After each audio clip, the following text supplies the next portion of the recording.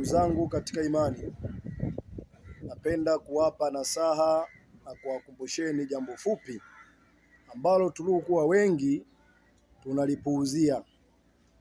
Mtume Muhammadin sallallahu alaihi wasallam ametufundisha tunapoingia chooni tuingie na mguu wa kushoto, na tukisoma dua Allahumma minal khubus wal khabais, kisha unaingia chooni. Allahumma minal khubus wal khabais, kisha unaingia chooni.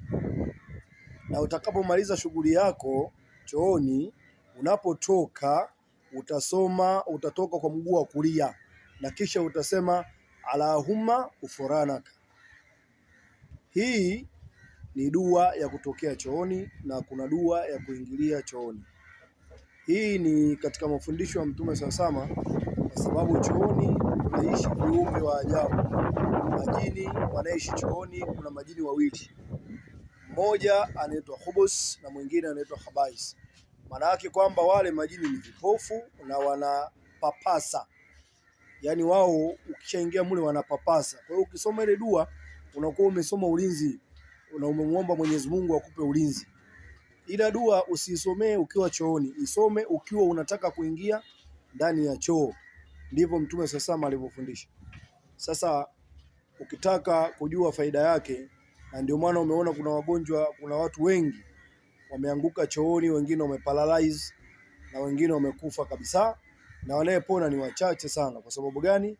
Katika kile choo kuna majini. Lakini pia niwahusie wale wanawake ambao wana tabia ya kumwaga maji ya moto majalalani.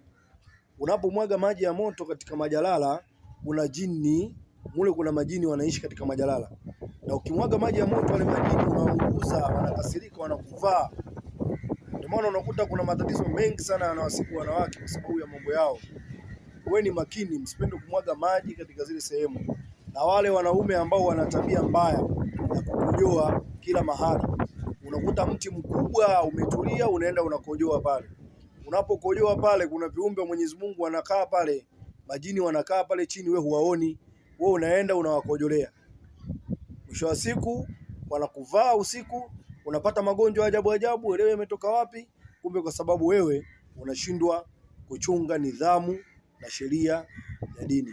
Kwa hiyo kwa hayo machache ambayo nimeamua kuambia katika darasa langu hili la leo, tuyafanyie kazi, na biidhnillahil karimu, Mwenyezi Mungu akipenda tutakutana siku nyingine kwa darasa zingine.